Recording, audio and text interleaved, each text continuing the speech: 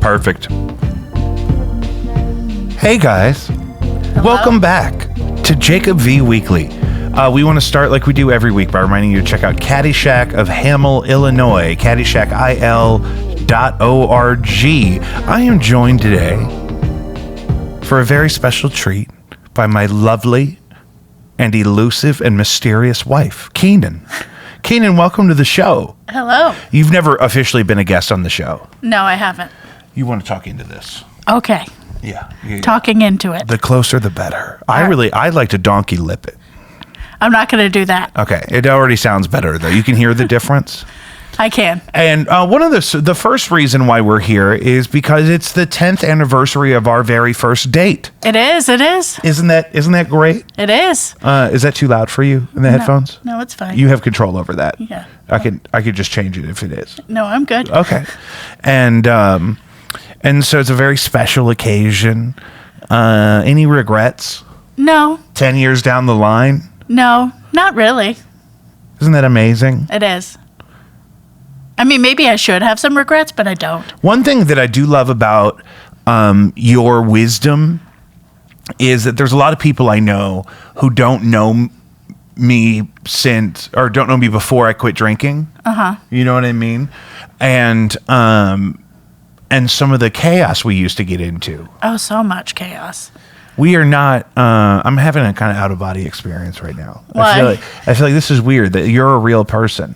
Yeah, I and am. you're here. Yeah. It's because you've never been here. Yeah, I've never been here before. I'm having that feeling. This shirt is so soft. It is very soft. It's also very hot.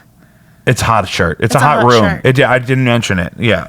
Feel free to whip that bad boy off at any point. No, I'm good. Are you doing the thing Sam does in the airport where he'll just wear a hoodie and then nothing else underneath the hoodie? No. I have an undershirt on. I just don't want to expose my shoulders right now. No, I hear you. Who does anymore? I haven't seen my own shoulder in a minute. That was not a command, but I appreciate you so much. Yeah. I always have that guilt. Anytime someone does something considerate, I'm like, I don't deserve it. No. Why would you do this for me? Am I getting fired? No, I'm good. Every time I see, this is exactly how my brain works. I went from that conversation to, am I getting fired? I have a text message. Yeah, your anxiety about getting fired just because you actually took some PTO time is a little ridiculous. Well, it's, anyway, let's talk about our first date a little bit. Okay. That was certainly not our first meeting or our first time even hanging out, really. No. However, we went to high school together. Right. So where should we start? I don't know. Where do you start? So it's the anniversary of the first date. So let's describe the first date a little bit. We went to Cafe Mochi. We sat upstairs. Did we? Yes. Yeah, we did. In that first dining room upstairs. And we had, we were behaving and that I don't think we were drinking there. No, we went to Carson's later on that That was night. weird. That was unnecessary. We met up with Tim. It was fun. And, who was in our wedding. Yes. And, but he's been on the podcast. Was that at Cafe Mochi when we had that roll that reminds us of KFC?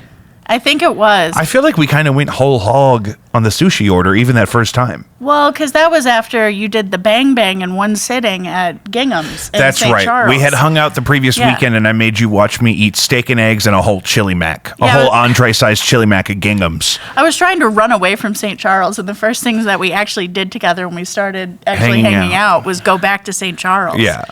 Well, it was Oktoberfest that weekend. Yeah. That's a huge deal. Is that this weekend? Did that already happen? It was a couple weeks ago. It was a couple weeks ago. Yeah. Good. I see. I'm off the circuit. I think I saw O'Fallon Brewery is finally liquidating all their assets. They're done, and they had a really popular pumpkin beer. Yeah, they had a good run. They had a great run. Over a decade. But also, we'll get to this. That just the rash of closings in the food and bev industry locally this last couple weeks has been insane. Yeah, Urban Chestnut, the Armory. Yeah. Urban Chestnut? Yeah. Mm-hmm, bankrupt. Over off Manchester? Yeah.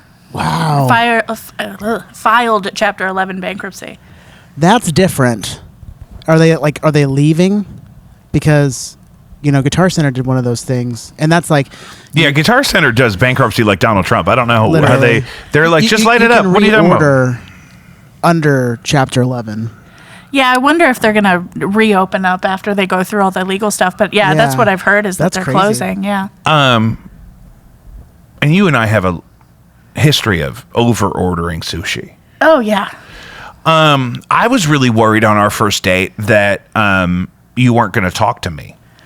Well, yeah, that's kind of, that's always been my worry coming on your podcast, that I wouldn't actually talk. I would just kind of sit here and let you talk, which typically works out for us. But also, and it's just you and me, sometimes you don't shut the fuck up. Well, that's true, because I don't talk any other time. But I learned that I was already kind of committed by the time I figured that out. Yeah. I realized, she doesn't just talk whenever to anybody like I do. No. I gotta be comfortable with you, because I can say some stupid stuff. Yeah, that's the thing too. And sometimes, you try to guard your emotional reality from your public image in a way that I think is really smart. But I'm also part of your private life. So I'm surprised you even wanted to do this. Not because you're not supportive of it, but just because, like I've worked in places where there's certain people that work behind the scenes that don't ever really want to have any FaceTime with anybody. You know what I mean? Because they want to be separate from the inner workings of the thing. Well, that's definitely how I am most of the time. Yeah. I mean, at work, I'm the behind the scenes person. I'm doing the branding. Somebody else can distribute it. Yeah. I'm the one, writing the stuff for other people to say. Yeah. How come you don't write more for me to say? Because you got plenty to say already. Oh, that's so nice of you. Isn't she great? Beautiful. Wonderful. Lucius, you were in our wedding. Yes, I was. And so you've been here for the whole journey and that whole thing. And so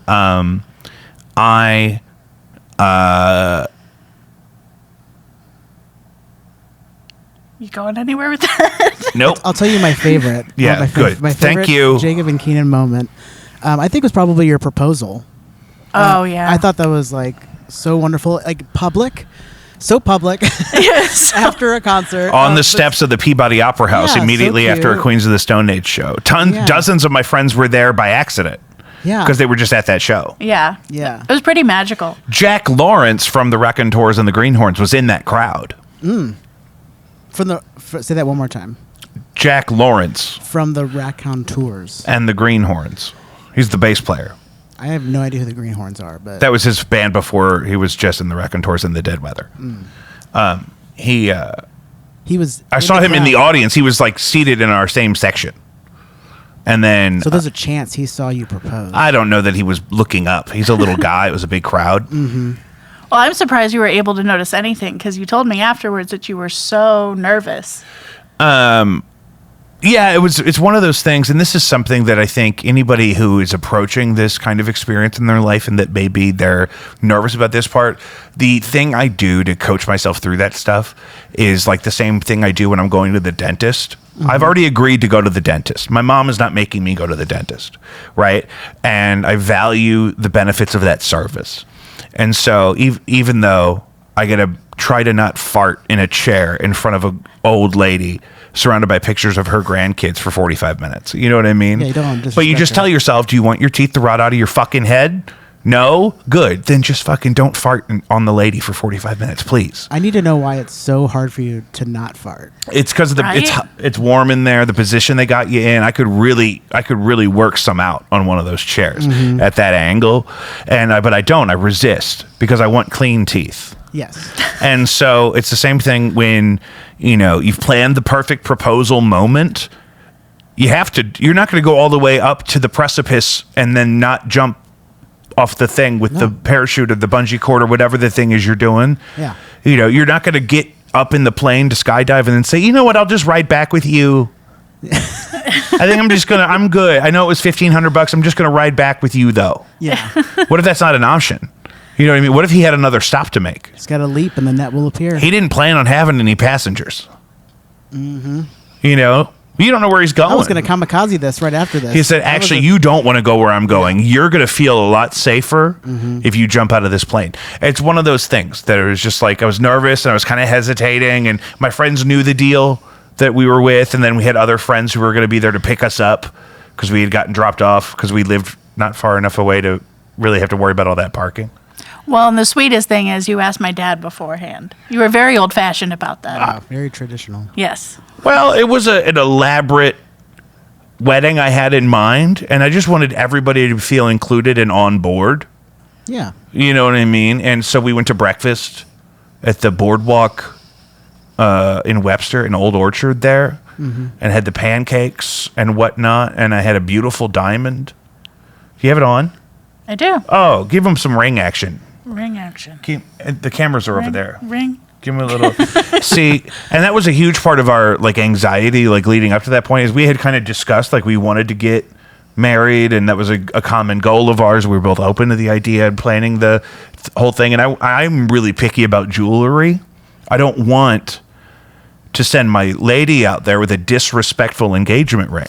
You know what I mean? You don't want her shamed. And it's not gratuitous or like crazy. It probably didn't have to be as much as it was. You know how diamonds are and whatnot. But it's also like defendable. It's not like up in the air. We talked about this on the podcast with your mother in Sedona. That movie with George Clooney. I've never seen it. George Clooney and his girlfriend go to meet his sister who's getting married, and she holds a ring out like this, and it's like a flake of a diamond on like a yellow gold band. And like, oh, that's lovely. You know what I mean? Is their response? You're like, oh, well, would you look at that? I think that's what he says. He says, oh, would you look at that? She says, oh, it's lovely. Because it's really like so modest. It's not something, that you're used to, especially in this age of social media, people like brandishing, and then... we were just two kids in our 20s drinking our 20s away. Yeah, we were. Can you imagine if we had all that money? Because we were still eating too. It wasn't like some people when they're partying they don't spend money on food. We were like, okay, so let's just get 11 sushi rolls so we have room to get drunk later. You know what I mean? Instead of let's skip dinner and just have extra margaritas. It was like no. Let's have 4 margaritas up front and no chips yet. And then we'll have chips with the enchiladas and the chili poblanos and whatnot. Yeah, you gotta have a foundation. Well, no, that's the thing. And so we were really... So if we... Well, it's like the parties we used to throw back then. We threw a good party. We always had food and We always alcohol. made sure there was food. There's plenty to drink and a diversity. We're not just stuck with all... hard liquor, for example. You got to have some bubbles mixed in. You got to have some sugar-free options. You got to bake some cookies halfway through the day. Maybe the hot dog machine is going. Yeah. If it's a big enough party. You forgot about the hot dog machine? I can't believe I did. It's missing right now, I think. Oh no! My family has my extended family, I'll call it, has in their general custody an old hot dog rolling machine. It's like a heat lamp with a cage, and you just load it up with hot dogs, and you can slow roll like 15 hot dogs at once. Highly recommend if you're going to, especially if you If you live ever in see Dogtown. one for sale, Yeah. If you live in Dogtown, you're throwing a St. Patrick's Day party, you have to have the hot dog machine. because there's no raw meat, so it's not dangerous, and you can warm the buns on top of the thing and leave buns up there, and you can just set out mustards and chutneys and whatnot. And people are drinking, you get a little too drunk, you make yourself a nice hot dog. You come back to life a little bit, you get fortified. And then you go back and you slam a couple, more glasses of punch and a couple Miller Lights, and you go shoot the gun at the dumpster, and you come back, you have another hot dog, maybe some chutney, Sweet Baby Ray's. That was the problem with that party too, or that particular one that I'm thinking of, is because I brought out my old Mizzou days and I made a jungle juice type concoction that knocked us out by early in the afternoon. Yeah, some of our St. Patrick's Day parties, I don't remember anything after about 12:01 p.m. Yeah. Noon. Well, because we started drinking at 7. 7, 8, 9. People want to drink before the parade. You got AC in a bathroom or heat in a bathroom, depending on what kind of year it is. And parking. Our street was never blocked off. We were like right on the edge. That house would have been worth keeping just to have parties in that one day a year, because it was the perfect location to be adjacent to everything, because we could walk and get 2 blocks to the thing, to the actual parade route. Yeah. But it was angled at such a way that they didn't block our street off. It was like a real life hack there in Dogtown. We lived on, what was that? Brock off of Dale. Dale. Dale's a nightmare though to drive on. Oh, absolutely nightmare. It's like a alleyway that you put. It's like if you use somebody's alley as an annex for 64 is what it is, which is an interstate highway here. We have an international audience, so we can't be I was too. going to say, we're being very St. Louis specific right we now. have an international audience, so we can't be too local. We have people on the Patreon who have never really lived here in any way long enough to understand the deep nuances of every block of the city like I do. Yeah. And that's not their fault. It's my burden. I'm the keeper of the keys. You're saying international, though. Yeah, sure. Like, are we talking about other countries? Absolutely. What other countries? God damn it. If you're going to just throw that out there, you got to have it on command. Literally. I do like that you're going into detail to find it. I would have just named some random. Yeah. Well, because I don't want to Bangladesh. misspeak because like I also get metrics for like No Antics has a lot of listeners in the UK and Switzerland, and so I don't want to say like Jacob V Weekly has listeners there. I would have just said Bangladesh. Bangladesh this show is huge in the United Arab Emirates. That would definitely be a surprise. I'm not logged in to the Podbean app right now, probably so don't. we're gonna move on. Yeah, let's move on. Bangladesh mostly. Yeah. We're killing them in Bangladesh, and because we have a common love, and that's George Harrison. Me and the Bangladeshi people. I didn't know that about them. Yeah, they love George Harrison there. He did a concert for them once. They never really got over it. I mean, okay, I have a question for you, very serious. How much of what you say in a day is just made up? Okay, can you Google George Harrison, Bangladesh? Yeah. Because that's the thing you do to my poor mother. She's so confused every single time she has a conversation with you because she doesn't know what's true and what's not.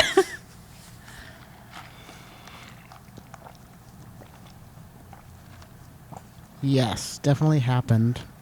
Did it? Tell Keenan what happened. I don't want to be accused of it. anything. Of benefit concerts organized by former Beatles guitarist George Harrison and Indian sitar player Ravi Shankar. Thank you. R.I.P. Well, fascinating. Isn't Ravi Shankar Norah Jones's father? Our uncle or something? Godfather? Hold for that one. Hold the line. But it did not happen in Bangladesh. No, I said for them. I thought it was in. Keenan, what was your perception? I thought it was in Bangladesh. Yeah. Comment down below if you thought Sound off in the comments. if you thought he said in. I said for them. You're getting your prepositions mixed up. No, they brought everyone from Bangladesh to Madison Square Garden to see George Harrison. Every single person. Yeah, because he did the thing Concert for Bangladesh, which is why they called the thing after he died Concert for George, the tribute thing, which was like the precursor, I think, to the Rock and Roll Hall of Fame thing that Prince did that you see all the time now on clips. Clipped up. Clipped up. Keenan, Norah Jones is his daughter, though. Norah Jones is Ravi Shankar's daughter? Yes. You got that one right. That's 2-0, baby. I know. Nice. Well, I'm going to give you 1.5 because of that preposition mix-up. Okay, you guys mixed up my preposition. This is what the preposition mix-up was. Roll it back. Yeah. So I think a huge part of the thing that you and I talk about, Keenan, that I love is our perspective on our own like relationship and experience, like growing up and stuff. Mm-hmm. That like growing up, we would have never thought that we would have jobs that were related to the thing we went to college for, and we would get married to somebody and have like a home, and like we never thought we were going to get to do any of that stuff. No, we didn't. Separately, even as children. I mean, I was like that. Those were my life goals. because I thought that was as far as I was like ever going to be able to get. Yeah. You know what I mean? And tell me about that. Well, it was weird achieving those goals, I think, more than, I mean, maybe I'm starting at the end there, but it was weird achieving them because then it's like, what do you do next? Yeah. That's the thing. People don't ever tell you that, like, especially in like a holistic, like really mainstream way, like people get bored of talking about, okay, so once you're married and once you own a home, these are the things you can look forward to, and these are also the things to look out for and to plan for and to, you know, be prepared to handle and whatnot. And so we both, especially because it paired with right after COVID. Yeah, or during, really. Right. We got married, and then we bought a house, and then COVID happened 3 months later. And then, so we were quarantined in the house, and I quit drinking alcohol for the first time for any extended period of time, really. Well, and what is it, 4 years now? Yeah. 4.5? Yeah, 4.5. Yeah. It'll be 5 in March. And then, not that I'm counting. And I'm thankful for every day. yeah, me too. And but the experience there was like, oh, I don't need to drink like that anymore. Because like the first weekend in quarantine, I drank like all the booze in the house. And Yeah, I made myself very sick. Yeah. I just didn't feel good at all for like 4 days. Like even if the world had been open, I couldn't have done anything. No. And I was just like, oh, wait a minute. Having that extended period of time to be that hungover and not be forced back out into the cycle of like go to work, then get drunk, and then go to sleep, and then try to go to work again. I was like, wait a minute, maybe I don't need to do that anymore, because I was doing that because I was so scared that I was never going to be able to prove my value by achieving those very normal things that people set out to achieve. Yeah. And I think a big part of that was you being so patient up until and then throughout that process of, you know, you kind of gave me a lot of space to figure that out. Well, and I'd kind of gone through my own thing with, you know, I was taking a medicine that I couldn't drink with. So I'd already kind of gone through my whole, you know, disconnecting myself from drinking every weekend. Yeah, the habit of it. Yeah. So, yeah, and so when you were going through it, I could relate, but I also was like, this needs to happen because you were going to kill yourself. Yeah. Not to be dramatic, but No, but I mean, just physically, it also felt like that. Like Yeah. that last week hungover like that. Like I was just like, physically, my body is telling me, chill out. But then we had to completely kind of figure out who we were and what we were going to do from then on, because before then, you know, we were very much, you know, we would go out every Saturday. We would, you know, and then the We whole would get world mad shut that down and- restaurants wouldn't open at 10 for us to have lunch at 10 so we could start drinking at 11. We had that problem on your birthday one year. Like, we couldn't eat early enough. We went to Olympia. We ended up going to Olympia. Because I think they opened at like 10:45 or something. They opened a little earlier. And we were like, we have to start eating immediately because we've already started drinking. I was We going have to say, get- we started taking shots in my house. Yeah, I think tropical liqueurs contributed a great deal to me realizing that, alcohol's a problem, not a solution. Yeah, your first time having Trops when we went to Colombia to visit my cousin was definitely an experience. Because they have one. I mean, if you're familiar with Trops, they have something called the Silver Bullet, which is Everclear and lemonade, essentially. Oh my God. And I told him, it's like, I always mix a little Silver Bullet in with something else. Yeah. But you never get a full extra large Silver Bullet. Well, he was like, bet.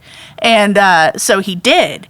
And then he drank the whole thing while we were still at Trops. Then he's like, I'm not done yet. Grabs another extra large Silver Bullet. We leave Trops with it. Later on, he is sitting at the kitchen table, my cousin's house, eyes like blinking and crossing, and he's just kind of swaying. And he's sitting down. Yeah. So you didn't know how to handle Trops from the very beginning. Yeah, and then they opened one here in Soulard, and we would go, and even when they stopped letting you leave with it, we would sneak it out and like stuff like that. And so we would go. They would open at 11, and so we would go there before we went to like something else, a family barbecue or somebody's something. And so we would show up with like Lil Wayne. We'd show up with big styrofoam, unlabeled styrofoam cups, and then would be like awkwardly fucked up. I remember one time you were blackout drunk helping my grandmother make something in the kitchen. I know, I remember. I was helping her cut bread. and And then fucking, it was bread? It was bread. She put you in charge of cutting bread. Cutting bread. And I'm sitting there. I have my extra large drops. And I'm like, I am way too drunk. I knew Keenan was hammered because she looked so happy. And she went up to my grandmother in a big house full of my family and said, can I help with anything? And I said, Keenan's gone. We got to get her out of here. There's no way my wife would do that in her right mind. She's full of demons. I'm full of demons. At the moment, you were full of demons. I feel like I was very free of my demons. They were waiting in the side. Yeah. Yeah. You know, I was going to think about the bread cutting later and be like, yeah. Should I have been cutting bread? No. We also, I think, spent that time building a place where we could cope with our anxiety and kind of recover and restore ourselves separate from having to get blackout drunk. Right. We couldn't really do that when we lived in a house that was so much smaller, or when we had less control over our, immediate kind of surroundings. So I think that really helped. Having our own home. Yeah. We were very lucky. Yeah. My God. We just kept filling it with dogs. Yeah, dogs, and I still have the 2 cats. I got to get cat litter on the way home. I'm so glad you said something. I think I'm going to get a sarcastic amount of cat litter on the way home. Maybe. I mean, they need it. They're big cats. So, serendipitously, today we also had an appointment on the anniversary of our first date where we got to do... Well, what do you want? I guess you want me to say things? This is your show, man. So it's finally, officially in a place where we could officially announce we are expecting. We are. They just let anyone have a baby. They just let anybody have a fucking baby out here. We're sitting here talking about our drinking days. And, which are long behind us, and we've made room in our life for a precious infant. I know. It's wild. Do February 17th. Yeah, at the latest. At the latest. Yeah. Could come anywhere, any couple of weeks before that. If it's getting too big, we don't have to go into too much detail about any aspect of anything really necessarily, but it's been a journey. It's been such a journey. Yeah, because we decided that we wanted to start a family a while ago. This wasn't just something that this wasn't a surprise. Yeah, and this is a big part of and the reason we've had to kind of just build up to a point where we could officially announce it all of the sudden is because we had to kind of wait until you get to the point where you can collect enough data and you know that there's a real healthy functioning baby in there. And that's not just because we're, overly paranoid. I mean, this is a journey that we thought we were going to take over a year ago. 2 years. Was it that long? Mm-hmm. And then, and we never made it as far in the process as we are now. And so, our kind of reluctance or hesitation to be more open about it, I think, was in part because of that, because we've both had so much anxiety about that. And this is, alluding to something we were talking about a minute ago, that there's things that adults don't teach you to prepare for. And one of those things for us we learned is that, we've never heard people having meaningful discussions about how to handle what's the preferred nomenclature? Which aspect of it? I mean, the infertility aspect of it, or the miscarriage? The loss, yeah, the loss of it. Yeah, I mean, they don't really, because I think so many people go through it and not very many people talk about it because it's a very complicated, you go through a lot of very complicated emotions. Well, yeah, of course it's obviously a bummer, so people are going to resist digging too deep into anything that they feel like, that's a bummer. You know what I mean? And but it's really a disservice because you don't really prepare people for how to live through that.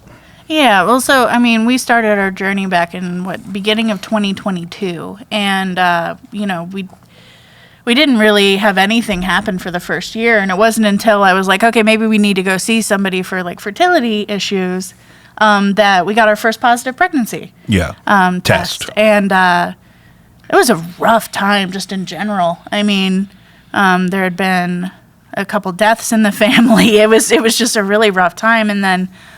we miscarried at around 10 weeks. Yeah. And we'd already told so many people, so it wasn't... Yeah, because it'd been so long coming. Yeah, we were like, it finally happened. The hard part's over. So we told some of our parents, and then they told some of their siblings at that time, and in a way that they knew it was way too early to really tell people, but we had already told too many people for how early and unsure we were in the process of that time. Yeah, and so process. I mean, it brought up a lot for us. I think it also brought up things that we had about like our place in the universe and what we think about life, and all the from a political standpoint, everything that's going on. I think it made us just kind of think through some things in a way that we hadn't before. Yeah, and to really reaffirm that, actually, we did definitely want a successful pregnancy. Yeah. You know what I mean? It was like for the very first time you get a pregnancy test until whatever the next part is, you're just like really unsure the very first time, I think. And then in our case, at least in my experience, and that when that ended up not being viable and not coming to fruition, that the experience was, I definitely still stand by that decision to try. You know what I mean? Like, you figure out that you definitely still you reaffirm. For me, it reaffirmed that goal that if we get that opportunity again, it's going to be abundantly welcome. Yeah. That's what's weird for me in talking to people about this, is that in my family, traditionally, you have kids when you start having kids, and then when you have too many of them, you kind of stop having kids, and then you're like 25 and you have a bunch of kids already. I'm 33. I told my Aunt Cindy when she got pregnant the first time that you're too old, and she was like 28. Well, there's definitely that sense of you're getting too old to have kids. I mean, Yeah. I don't know that. I mean, men definitely don't feel that like women do. But it's definitely. I was looking at the clock and I was like, okay, maybe if we want to start a family, maybe starting at 31 is probably a good place to. Yeah. Before it's a geriatric pregnancy. Yeah, which is 35. Yeah. So apparently, legally, they call that a geriatric I think pregnancy. medically.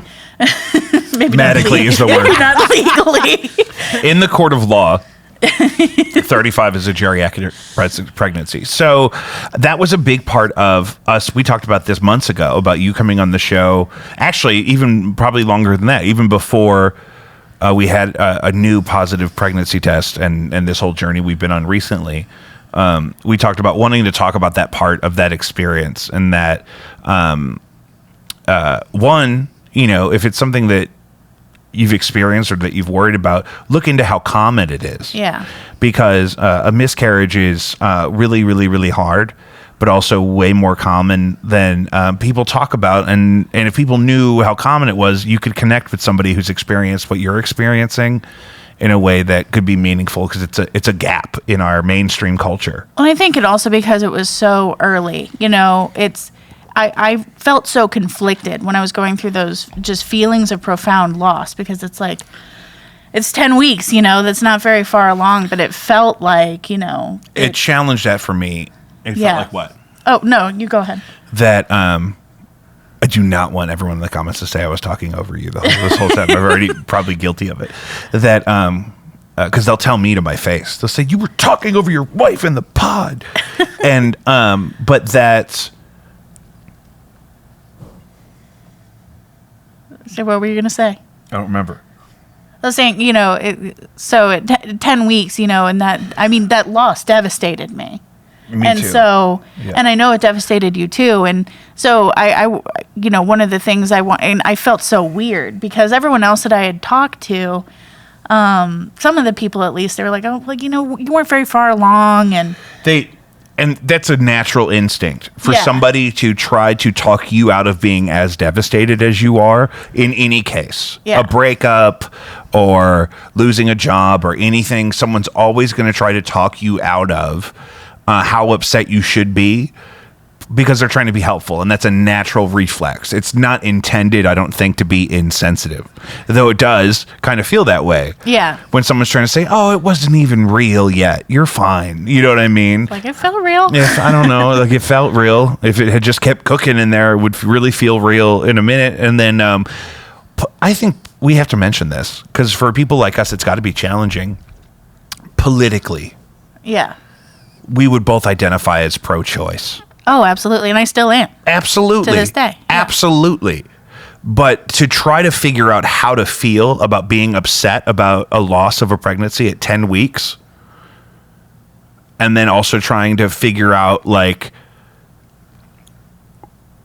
where that fits in your like your own political beliefs about, you know, right to choose and different forms of treatment and different time frames of that stuff. It was like, okay, so I'm not saying that a pregnancy should not, under any circumstances, be terminated, especially in a medically, you know, necessary situation or a tragedy or some kind of a criminal aspect. Yeah, in any sort of aspect. But it still very much feels like you're losing a baby when you have a miscarriage at 10 weeks. You know what I mean? It still very much feels like that there was a potential for an identity and a real change to our lives that would have taken place sooner than it is now. But I mean, and I think people, if someone's going through this on their own and they're like ideologically similar to us, I think they would really struggle with that. They really struggle. Why am I so sad if I've been saying my whole life I don't even believe it really counts yet that early in the process? Yeah. You know what I mean? And it's totally okay to feel and believe both of those things. Well, when we left the ultrasound where they said that there was, you know, no heartbeat, that this was not viable, I think we had that conversation in the car. Yeah. When we were driving home. There was this exact conversation. It's like, you know, was it real yet? You know, what do I believe in anymore? But I think what reaffirmed it for me was just this, not the terror, that's dramatic, but the fear I had with the whole process of miscarrying too. Like even on they did a pathology report after I had miscarried, and there was like no further investigation required was written on this report. And it just completely floored me. I'm like, there are some people that don't see that. You know, there are some people that have to be, you know, poked and prodded more. They're going through this devastating loss. And, you know, they're investigated more. It's just cruel. Yeah. I mean, and the shift in the vibes amongst like medical professionals when you're pregnant and then when you're not. You know what I mean? That's actually it was it was terrible at the time, but it's kind of funny looking back on it. Sure, yeah. How she went from calling me mama to girlfriend, like in that same appointment. I was like, oh, okay, all right. Yeah, crazy. And she's a sweet lady, but she's a very sweet lady. My God. And so coming into now, we had all this anxiety about we don't want to relive any of that stuff. Yeah. However, we kind of got a redemption arc in there with that same place because we had to do our first appointment or two at the place where we had experienced the loss before. And they promptly told us we were too fat for them and we had to move. And so we're at a different hospital now. Isn't that what happened? Yeah, essentially. That's what happened. And that's fine. Medically, though. They didn't say that legally. They said it medically. And so now we really love our situation, our arrangement of care and our new doctors and the whole system that we're a part of now has actually been really amazing for us in the past few months. But we got to have that closure. We got to go there, and this is where the bad stuff happened. But they're saying this time everything's good, and we're going to send you to an even nicer place. Yeah, and baby's been perfect. Yeah. I've been the wreck. Oh my God. I don't even know what to say about that because I love you so dearly. Yeah, I've already managed to squeeze in an overnight hospital stay. Yeah, yeah, and. Just keeping you on your toes. Just, can we just talk about if you're going to put a thermostat in a hospital room, let it work. Otherwise, just don't put it in there. Don't put a placebo thermostat in my beautiful, sensitive wife's hospital room. I'm in there sweating and I'm cramming buttons and nothing is changing about my experience. It's cruel. My favorite thing about that room was the teeny tiny little fan on the ceiling that every single time you turned it on, it wasn't even over the patient. The bulb, like the pendant where the chains would feed into, right at the base of the ceiling fan. I think had a greater wingspan than the blades of the fan. Oh my God. You know what I mean? It was a real chode of a ceiling fan, a very petite ceiling fan. And so, but officially today, right? Everything that you need is kind of dialed in by your medical team. And we've been able to really kind of celebrate and get excited and scared, of course, and whatnot in a way that we just didn't even know was going to be possible. But it's, you know, and I don't want to be, there's a level of, this is the other thing too, is there's a level of privacy and mystery that I think is totally okay for us to maintain about our personal life. Yeah. However, we were kind of given permission to share as much as we've shared, I think. And that, because we're both excited. We're both very excited. And we have no reason not to be. It's a very exciting time. It's so exciting. Yeah. And let's reflect on, while we have time, telling our various peoples what I think your dad's reaction was my favorite. That's so great because he really had no idea. Can you tell me about how you witnessed it? Because I had to be facilitating it. Yeah, so we went over to their house. They where do they live now? It's an undisclosed southwestern location. Anyway, from here, southwestern from here. Let me just dox your father real quick. Yeah.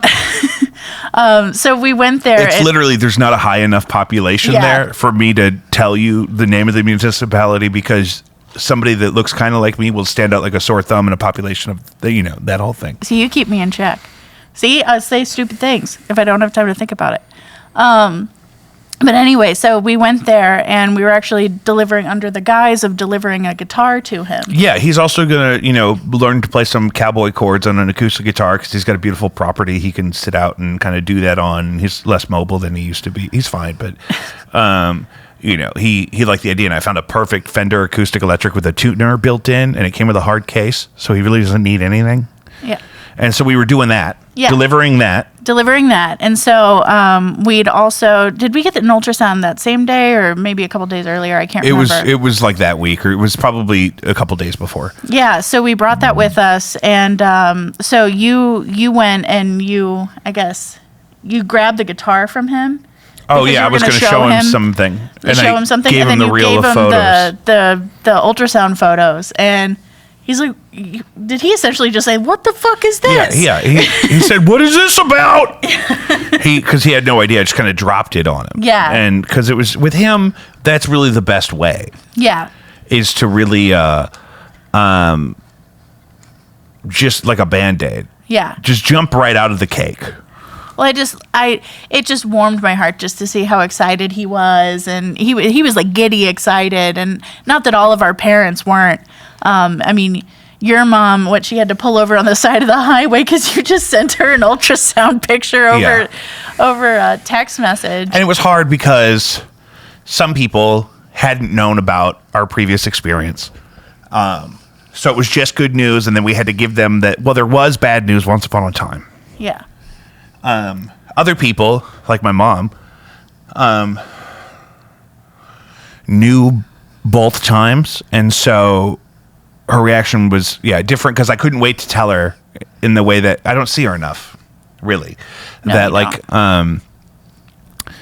that I couldn't really wait however multiples of days it would be, and so I had to risk just telling her while she was driving on the clock at work, and and she knew how kind of emotional and kind of whatnot of a process it had been.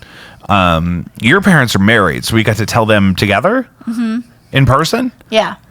Well, no, my mom had to tell your dad. My mom told my dad because she sniffed it out because I wasn't going to tell them because they had been very devastated by the first loss too. Yeah. And so they wanted, my mom's like, she wanted us to wait a little bit longer before we told them. But she kind of guessed it. Yeah, that's the thing too. Especially like I mentioned, we, for example, we are known to overorder sushi, and then in pregnancy status, you have no sushi allotment in your quota or whatever. So things like that started emerging to people that we're close with very quickly. Things like no alcohol, not even the aperitif as an appetizer at John's restaurant. And then no, what else did you not have that day that was, you weren't drinking, but something else your aunt guessed was. Oh, I had a craving for mole. Oh, yeah. She had cravings and she wasn't drinking alcohol. So her aunt was like, you're knocked up. Yeah. You got to be knocked up. There's no way around it. She asked us at the table and I was like, and I'm like, hey, whoa, I got a secret baby here. Will you chill out? But it's also just, again, because of all of that stuff, it's been, I love that. But I also love it just on my aunt for a second. She was also the first one to send us a little shirt for the baby. And little LA Dodger shirt because she's like, I gotta, stake my territory. Yeah, because she's lifelong LA. It's LA or abroad. Yeah. Yeah. Bangladesh. She actually lived in Bangladesh for 47 years. Oh my God! Did she know George Harrison? I heard he was there. She put that whole thing together. George Harrison had never heard of Bangladesh, and she said, "George, have you heard about what's going on in Bangladesh?" And he said, "No, Karen. Tell me about Bangladesh." Her name is Karen. Yeah, that's her real name. Shout out to Aunt Karen. Yes. She's a good one. She's absolutely. Yeah. Absolutely. And a lady of the world. And so, but that's the thing that, like I mentioned, people don't prepare you for. People don't necessarily prepare you for having good news. Like there's been a theme on this show lately. I ask people what they're excited about or what they're looking forward to. And a lot of people who aren't as blessed as us or who are going through something or who have gone through something, and it's hard for them to know what to look forward to. Because I don't think because if you're doing celebrations as a part of your routine, you're probably in a youth group. You know what I mean? There's this thing that like the evangelicals feel like they have the lock on joy or like positivity. And then, or anything motivational is like alt-right man's rights activists now for some reason. It's like, wait a minute, what about normal people just reminding people that, hey, it's okay to be excited about something and to have good news? Because my emotional response has been, I don't know how to handle being excited to tell my parents something. Yeah. And there's no but, and there's no, but I need this. And it's just, hey, guess what? Pure positivity. Yeah. I'm happily married, and we're both gainfully employed, and this economy's fucked up. We should be fine. Yeah, it's the economy's fault, so. And then we're having a baby on purpose. Mm-hmm. It's just weird to know how to tell people that. Yeah. I mean, I think we've been doing a pretty good job. Yeah, I'm more so talking about how I feel about it. It's weird to know how to feel about. Well, because you don't like to accept the fact that things might be going right. It doesn't make any sense to me because I was raised to believe that I am a sinner and everything is my fault. And if I was just a better child of God, the world would be at peace. Oh, Lord. And that's the indoctrination that was bestowed upon me. I didn't ask for it. I don't necessarily regret it either because I think it motivated me to try to be a measurably decent person and to try to make sure I'm objectively on the right side of history. But it also means I don't know how to feel when I get something that I deserve, like the reward of parenthood. Yeah. You know what I mean? Like or soak it in type of way. I think it's a lot of the reasons why people say, monogamy is so challenging or monogamy is declining in our culture is because I think we don't tell people how, hey, maybe it's okay to not be perfect and then to try to work through that and maintain a relationship with another person at the same time. You and I are way more secure and level-headed than we were when we got married, or certainly 10 years ago when we first started dating. Well, we've gone through a lot of therapy.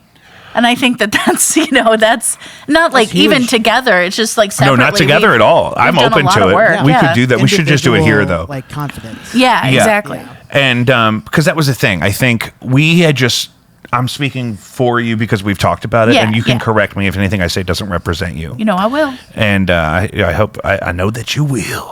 And that I had decided, okay, I am not the perfect specimen on the planet, but I am conscious in my own body.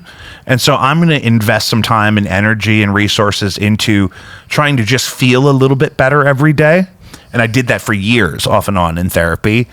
And because I kept just saying, okay, I'm going to I'm going to stay on the planet, and I'm going to go ahead and try to work through some of these problems. I actually got to work through some of my problems.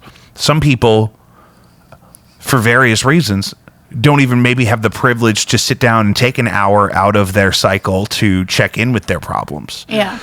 Much less insurance and transportation and schedule availability. You know, if I was a single parent at 19 working 2 jobs, I wouldn't have time for therapy. Even if it was free, I wouldn't have physical time. Right. We're very lucky and privileged in that sense. And so we decided to use that privilege to try to, you know, better ourselves in some way, because I think we also thought other people were going to be doing the same thing. Yeah. I think I graduated high school, for example, thinking all these people are going to try to be a better person than they are today, tomorrow. I don't know that I necessarily thought that, but I could see why you might have thought Definitely 8th grade graduation. I thought these kids are trying to. Kindergarten graduation, though, I don't even remember going to. I don't think I was invited to the end of, because that's when I got kicked out. I was going to say, you got kicked out. Yeah. Well, they let me finish the year, I think. Did they? Yeah. They just asked you not to come back. Right. They just strongly insisted I do anything else. That was the same thing I heard from the Afton Boy Scouts, Cub Scouts. They were like, maybe Cub Scouts isn't for because we were moving. They were like, maybe do something else when you get there. Maybe play an instrument. Maybe get him a piano or something. That boy, strange. Give that boy a microphone. He's got a lot of energy to get out. Give that boy a microphone and a soundproof box. So good. So we got all that out of the way. Keenan, what are we going to do about Palestine? You know, I'm joking. Yeah. You do not have to comment on that. You do not have to comment. we're not going to comment on Palestine. I do not need you specifically to comment on Palestine. I wouldn't do that to you. So just in general, We got real deep right there. we did, but I think it's important. I think Yeah. because we're so deep So too deep. in love. Yeah. I see what you did there. Yeah, absolutely. Lucius, I'm glad you caught on to that. Absolutely. Before Keenan totaled her Corolla, she had the Too Deep Make America Too Deep bumper sticker on I there, did. and she got sideways looks at all the time. People were like, "Is that a Trump? That's not a Trump sticker."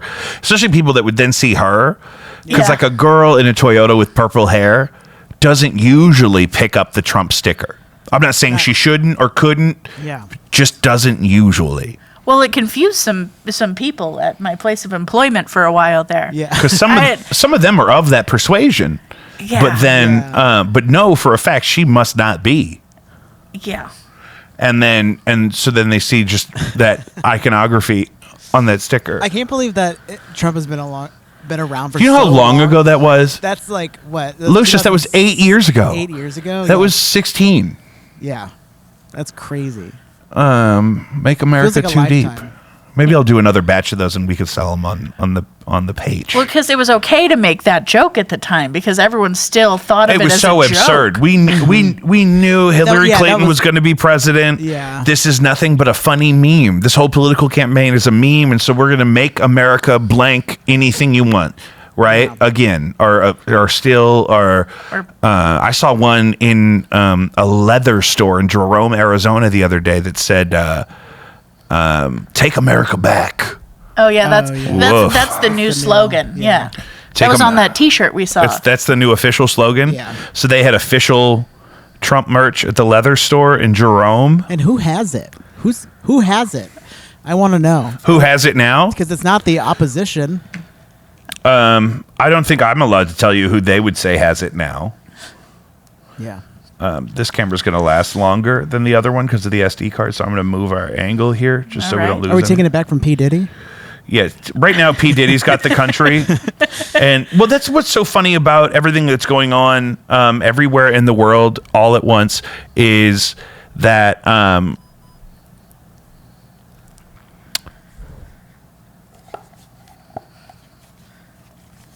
You distracted yourself. I know I'm doing too much at once. That's the thing that's P. Diddy. when Trump wasn't the president yet, we had a thing called Pizzagate, where we thought famous people had sexual slaves in the basement of a pizza restaurant. Right? Now, at the time, before Trump won the election, that was just all QAnon Reddit malarkey. But now 8 years later, that guy is now the former president. Those hats were in the White House for a little bit. And now P. Diddy is a sex monster. Are we surprised? Not at all. Yeah.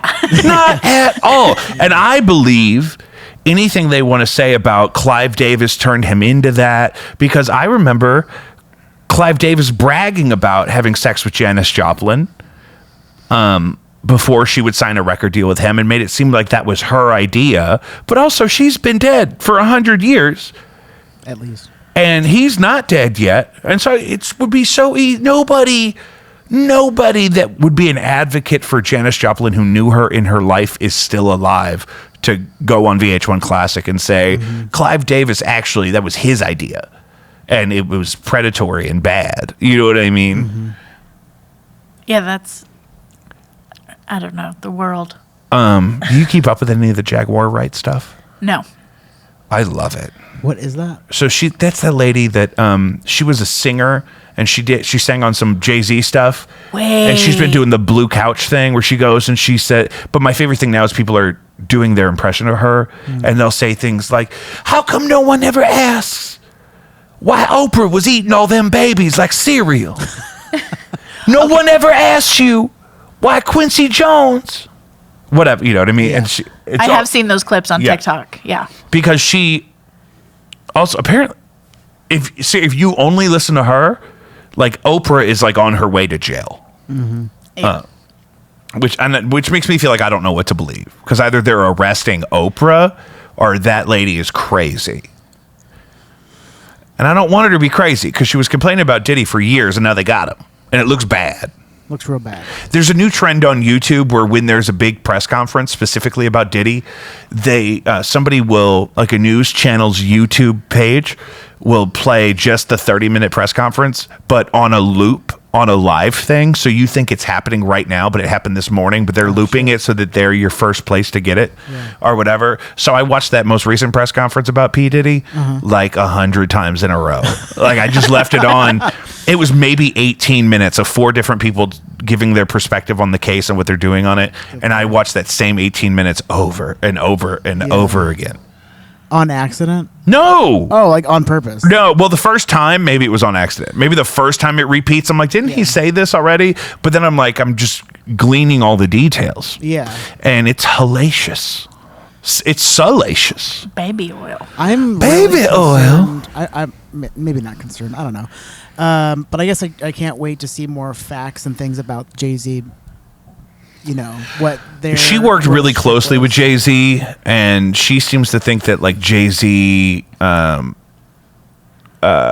P. Diddy are kind of more like equals in their depravity. Yeah. But I thought she was saying that now that Diddy's out of the way, that Jay-Z is going to take the mantle. Right. Which I think Diddy was way more likely of a candidate for mantle taking than Jay-Z. I don't know that Jay-Z has the... I don't know Jay-Z. Can I say that? Guys, people watching at home, I don't know. I don't know Jay-Z. I don't know Jay-Z either. Keenan, do you know Jay-Z? Jay-Z doesn't know me. Also. Can we talk about the meme that went around that Sia tweeted something really weird one time, and if you took the first letter of every word, it spelled out Beyonce kidnapped me? Interesting. And so there's been a conspiracy theory for like 3 or 4 years now that Beyonce had Sia chained up in her own basement writing songs for Beyonce. That's crazy because that's like unfathomable that would even happen. But then also, I've never been in the position of power where I feel like I can do debaucherous acts and feel like I can get away with it also. Right. Yeah, that is just it's the feeling like you're going to get away, because they get away with it for decades. Yeah, you know what I mean? Yeah, like okay, let's say that Jay-Z is on the same level as P. Diddy, and we know that Beyonce and Jay-Z have had a relationship that's tumultuous as well, and she built a vision on staying with him through a bunch of issues as well, like with sleeping with other girls maybe, or whatever it may be. She stuck with him. That's the other thing. It's never just girls. Yeah. You mean Jay-Z's Stuppen? Oh, yeah. Well, that's what they keep on saying. On That's all why the I said it. TikToks. Yeah. And that's what was weird about the first press conference about the Diddy thing. The guy from New York, the DA from New York or whatever, was saying, he said, women, girls, and others. And others. Like who? Who? Boys, Damon. That's who. Yeah. To have, Grown men. Carl Winslow. I Yes. saw Will Smith. Will Smythe. Smythe. It's pronounced Smythe. I don't know why everyone calls him Smith all the time. He doesn't like it. You know personally. It's he Willie he Smythe. told you that? Yeah, that's because he's from Philadelphia. Smythe. Smythe. Smythe. And so we got to get. So Keenan's having a baby. Diddy's in jail. Both on the same level there. That's you know? those are the two headlines this Scandal. week. It's if you go on Yahoo News right now, it's Keenan and Diddy, not together, two separate articles, but they're trying to optimize the space on the webpage. And Urban Chestnut's closing. And Urban Chestnut's closing, and that's on YahooNews.gov. And apparently some sort of Bird and Barrel operation is opening up again. which We've I- been waiting for years. Yeah. Bird and Barrel closed after COVID. I think it's in Emos now. And then they were supposed to open in the old Bobby's place on Hampton, and that never happened. So, but maybe now that the restaurant industry is as expensive as it's ever been, maybe now's the time that we bring the chicken back. It's what the kids need. Shout out to Bird and Barrel. We played a Jacob V and the Yes Men show at Foo Bar one time. We got bumped to last because we didn't show up for 5 o'clock load in. So, but we had the guy from Bird and Barrel come out. He's a friend of my attorney, Alfred Ludwig, who's been on the show. And dressed as a chicken and hand out bags of, like sandwich bags of chicken tenders to nuggets, the nugs, the Bird and Barrel signature chicken nugs, which are, I think, thigh meat, which is a superior. Well, no, you can get the dark nugs. Or you can I always get the dark nugs, Yeah. which is whole thigh chopped into nugget portions, I don't know, Bird and Barrel's special. Chicken. wherever it is. Yeah. Are you saying it's coming back? Or you It's wish? coming back. Oh, wow. It's supposed to be coming It's supposed to be back. coming back, but they also closed the Gotham Diner, which is in the old City Diner spot Yeah. over on South Grand. They, the Uncle Bill's on Kings Highway is closing next week. I almost choked to death in there as a child. My Aunt Cindy gave me the Heimlich maneuver, and I puked bacon all over that carpet in there, and that's closing. I got to have breakfast there one evening with Dylan Brady from 100 Gex. Name drop. Name drop. Name drop. Come on the show, Dylan. Everyone loves you. And John blew a coffee creamer up in his own face. My brother. And so, you know, it's just if you were at home cooking something, there's a lot of real estate. If you want to open your own little brick and mortar spot, cook some stuff. I found a salad in the hood the other day that was wonderful. Where was it from? A place called Healthy Habits. I work in an area where there's no Jimmy John's for miles. There's no Quick Trip. There's no Bread Co. There's no like normal things that you might want for lunch. And I found a place called Healthy Habits up there, and I had their chicken, strawberry, walnut feta salad or whatever. It had all that stuff and some more on it, and it was absolutely lovely. And it was like $12. Sounds divine. It was so good. Big, beautiful, fresh salad.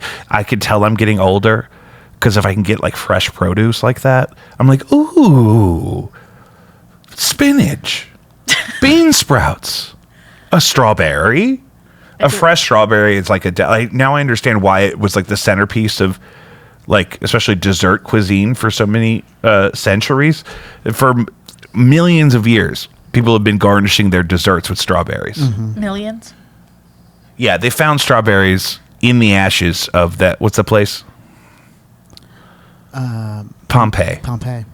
Have people been, or have humans been around for millions of years? I have no idea. No. Thousands. Thousands, yeah. Thousands. Well, I think maybe hundreds of thousands, but I don't know. Definitely not millions. I mean, But if it's hundreds of thousands, it's like 100. You know, I'm gonna look it up. But I love watching that type of those documentaries. I fall asleep and shit. Like the one on Netflix with Morgan Freeman, Life on This Planet. I think. oh That yeah, one's so good because it goes right from the beginning, and it really trips you out too. Our dog Oswald loves those documentaries. yeah. His favorite thing. He loves Morgan Freeman. Yeah. He doesn't like horses though. Approximately 200,000 years. Okay. So for 200,000 years, people have been garnishing their desserts with strawberries. And I never really got it as a kid because I was like, what if you just had like fucking Gushers or something or Fruity Pebbles? But now, as a nuanced, mature man with a mostly developed brain by now, just statistically, not that I feel developed at all, that now I understand, oh, a beautiful, fresh piece of fruit on a shortbread cookie or something. Oh! Hopefully our child inherits that from you because I've got the palate of a toddler. Yeah, you like food that comes out of a machine. Yeah. You like food that, even if it's heated up some way, before that it's shaped in a mechanism. Like, here's the thing. I will get something fancy if we go out to a restaurant or something like that. Yeah. But just on the daily, I eat like a toddler. Yeah, if she's feeding herself, it's a lot of mechanically separated ingredients, refined, It's, girl bleached, enriched. Which is not good. Great, yeah, it's girl dinner. Yeah, But it's also like, Toddler girl. yeah. I like a good cheese and cracker. You know. Yeah, it's Lunchable. Sure. It's giving Lunchable. It's giving Lunchable. If a Lunchable was a whole fridge, that would be Keenan's like personal fridge. Yeah. And which I love and support and I'm fine with. And I think that's also been a problem. You got to be careful about this, kids. Do you ever find that maybe I'm a little too supportive? Yeah. And how does that manifest itself? I kind of just do what I want. And only what you want, Yeah. exclusively. Well, no, not exclusively. If I only did what I want, I would never do anything. Yeah, exactly. Yeah. So, and I wouldn't have it any other way. But yeah. But that's also going to be a problem because we're going to have a child. And if our child is anything like you and I respond that same way. Well, I'm gonna have. We talked about this. I'm gonna have to be the bad cop. Yeah, I need And you to be bad cop. I've come to that conclusion. I need you to start laying down the law immediately because that kid was already like kind of acting up in there today. Like the kid was being really resistant to the scan in a way that was kind of not frustrating to anybody there, but you know, if their behavior represents me as their father at all, it's embarrassing. You know, I mean, pose for the photo. It's officially picture day. I was gonna say the movement makes me think of you, but the fact that they're not posing for the photos does not make me. That's think of not you. me. They don't know about photos yet. That's There's true. going to be so much to teach them. They have your hand. Yeah. Yeah, there is a horrifying picture of the baby's hand, and I gasped because, you know, you could see the lines on my big ferocious baby hand. That's what it looked like. And Keenan was like, well, they're a baby. I'm like, I know, but I'm a man. And my genetic material led me to a place where I have a baby's hand as a man. Yeah. A pudgy little Pillsbury mitten. Those that your mom called you at the bowling alley that one time, DJ Baby Hands. Yeah. I've never thought of you of having baby hands in the first place. I need to come do like a side by side with you. They look regular to me. My hands? Look up close. I'm gonna come over there. Look at these flippers. Get in here. Guys, thank you for joining us on Jacob V Weekly. We want to remind you, as always, to check out Caddyshack of Hamel, Illinois. It's not that they're small. It's that they're proportioned and soft like a baby's. Look, my knuckles recede.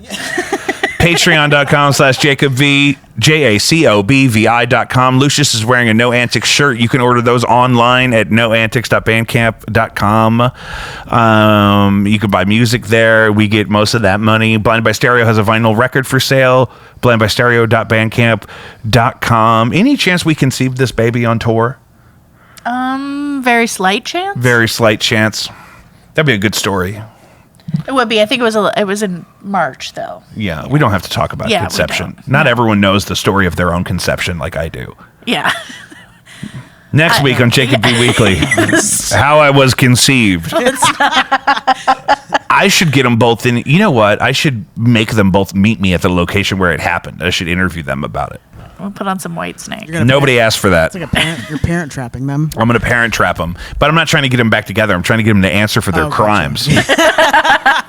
The suffering they put me through just by making me be here. Cat's out of the bag.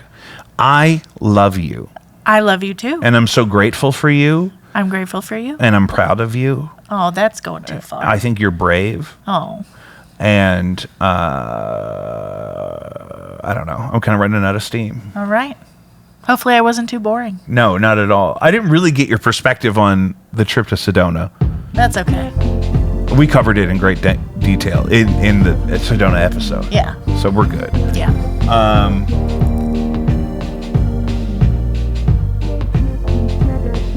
Signing off. Signing off. Sound off in the comments. Jacob V Weekly. We love you. Bye.